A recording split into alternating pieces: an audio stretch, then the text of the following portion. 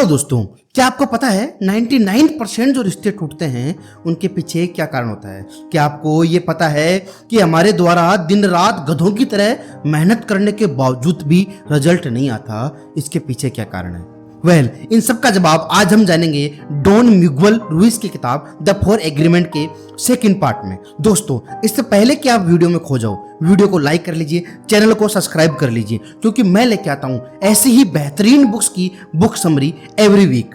इसके पहले के 2 समझौते हमने पहले पार्ट में पूरे किए हैं। जिन्होंने वो वीडियो नहीं देखा है वो आई बटन के लिंक से जाके पहले वो वीडियो देखें। तीसरा समझौता, पहले से ही धारणाएं ना बनाए।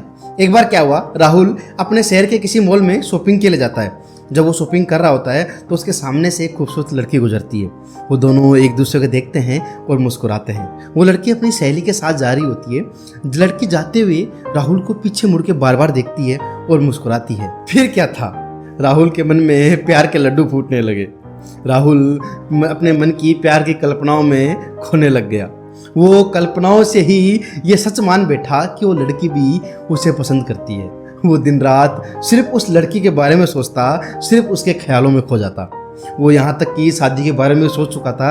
अरे शादी तो छोड़ो, वो बच्चे कितने होंगे और उनका नाम क्या होगा ये तक सोच चुका था। बेचारा भोला राहुल सिर्फ अपने कल्पनाओं के सागर में गोते लगा रहा था, जबकि उसे हकीकत में ये पता ही नहीं था कि हकीकत तो कुछ हो रही है। चलो इसको एग्जाम्पल के माध्यम से और समझते हैं। पूरी दुनिया की सबसे बड़ी समस्या, पति जो है अपनी पत्नी से कहता है कि आप मुझे नहीं समझते, और पत्नी जो है अपने पति से कहती है कि नहीं आप मुझे नहीं समझते। इसका क्या निष्कर्ष निकालें? चलो इसको एग्जाम्पल के माध्यम से समझते हैं।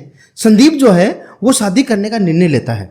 उसे लगता है कि शादी के बारे में उसके और उसके जीवन साथी की धारणाएं एक जैसी है, लेकिन शादी के कुछ समय बाद ही वो समझने लगता है कि वो गलत है, उसकी वो धारणा गलत है। इसी कारण उनके रिश्तों में संघर्ष पैदा हो जाता है। इसके बावजूद वो एक दूसरे से शादी के बारे में अपनी भावनाओं पर चर्चा नहीं करते हैं। संदीप जब भी काम से थका हारा घर वापस आता तो वो देखता कि उसकी पत्नी किसी कारण से नाराज है, लेकिन उसे नहीं पता कि उसकी पत्नी उससे नाराज क्यों है। दरअसल पत्नी की नाराजगी के पीछे पत्नी की वो धारणाएं होती है जो उसने अपने पति संदीप से बना रखी थी। वो हमेशा अपने पति से ये उम्मीद रखती है कि उसे सारी बात बिना बताए ही पता है, मानो उसका पति कोई अंतर्यामी हो जो उसका मन पढ़ना जानता हो। लेकिन जब पति पत्नी की ऐसी उम्मीदों पर खरा नहीं उतरता है तो पत्नी नाराज हो जाती है। परिणाम स्वरूप उनके बीच आपसी गलतफहमियां, झगड़े, बहस होते हैं, जिससे वो दोनों आपसी प्रेम को तो कहीं भूल ही जाते हैं। कभी कभी यह धारणाएं इतनी मजबूत हो जाती है कि ये रिश्ते तोड़ने का निर्णय भी लेने के लिए मजबूर कर देती है। लोग नहीं बदलते, वक्त के साथ उनकी वो हकीकत सामने आने लगती है जो पहले प्यार के गुबार में कहीं खोई रहती है। जब हम किसी को पसंद करते हैं ना तो शुरू में उसकी कुछ गलतियों को, उसकी कुछ आदतों को हम अपनी सुविधा के अनुसार नज़रअंदाज कर देते हैं। इसीलिए संबंध बनाते समय हम इसके बारे में सोचते तक भी नहीं है। आपने बहुत से पति पत्नियों को यह कहते हुए सुना होगा कि शादी के बाद वो बदल गया है या बदल गई है। दरअसल बदला कोई नहीं है। शादी से पहले जब वो एक दूसरे के दूर थे तो वो पास आने का बहाना ढूंढते थे। वो उन आदतों को नज़रअंदाज करते थे जो उनकी खुशी के बीच में आए। वो सिर्फ वही बातें करते थे जो उनको खुश करती हो।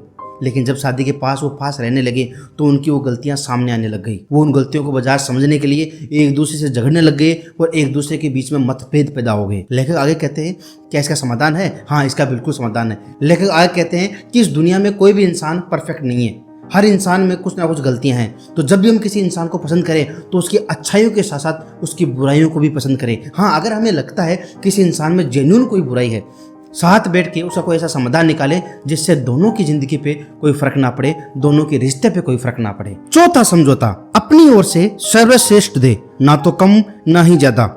अगर हम अपनी सर्वश्रेष्ठ से ज्यादा काम करते हैं तो ज्यादा ऊर्जा नष्ट होगी और काम वैसा नहीं होगा जैसा हम करना चाहते हैं। ठीक उसी तरह अगर हम अपने सर्वश्रेष्ठ से कम काम करते हैं तो हमें निराशा, अपराध बोध, पश्चाताप महसूस होता है और खुद पे हम शक करने लगते हैं। इसको हम एक एग्जाम्पल के माध्यम से समझते हैं। एक बार क्या हुआ, एक आदमी अपने जीवन के कष्टों से मुक्ति पाने के लिए बोध मठ गया। वो वहाँ गुरुजी से मिलता है। वो गुरुजी को सारी बात बताता है। वो गुरुजी से कहता है कि अगर मैं दिन में 4 घंटे ध्यान करता हूँ तो गुरुजी कितने समय में अपने कष्टों से मुक्ति पा लूंगा। बहुत गहरी बात है, ध्यान से सुनना। तो गुरुजी सोचे कहते हैं कि कम से कम 10 साल। वो आदमी थोड़ी देर सोचता है और फिर कहता है कि अगर गुरुजी मैं दिन के 8 घंटे ध्यान करूं तो कितने समय में अपने जीवन के कष्टों से मुक्ति पालूंगा। गुरुजी थोड़ी देर सोचते हैं और फिर कहते हैं कम से कम 20 साल। वो आदमी चौंक जाता है और वो गुरुजी से कहता है कि गुरुजी ऐसा कैसे, मैं जब 4 घंटे कर रहा हूँ तो मुझे 10 साल लग रहे हैं और जब मैं 8 घंटे ध्यान कर रहा हूँ तो मुझे 20 साल लग रहे हैं। गुरु ने कहा क्या तुम यहाँ जीवन का आनंद खोने थोड़ी आए हो? यहाँ आने का तुम्हारा मकसद क्या है? खुशी और प्रेम भरा जीवन। वो तुम रोज 2 घंटे ध्यान करने से भी प्राप्त कर सकते हो। 8 घंटे अगर तुम ध्यान करोगे तो तुम्हें थकान के अलावा और कुछ नहीं मिलेगा। तुम जीवन का असली आनंद खो दोगे। ध्यान के दौरान एक समय ऐसा आता है जिससे मिली हुई ऊर्जा अपने जीवन को खुशी से जीने तथा उसे जीने की प्रेरणा देती है, लेकिन अधिक समय तक ध्यान करने से वो समय भी हम गवा देते हैं। ये 2 समझौते हमने जाने डॉन मिगुएल रुइस की किताब द 4 एग्रीमेंट से। आपको ये समझौते कैसे लगे मुझे कमेंट करके जरूर बताइए। मुझे आपके कमेंट का इंतजार रहता है। प्लीज वीडियो को like, share, subscribe. Thanks for watching.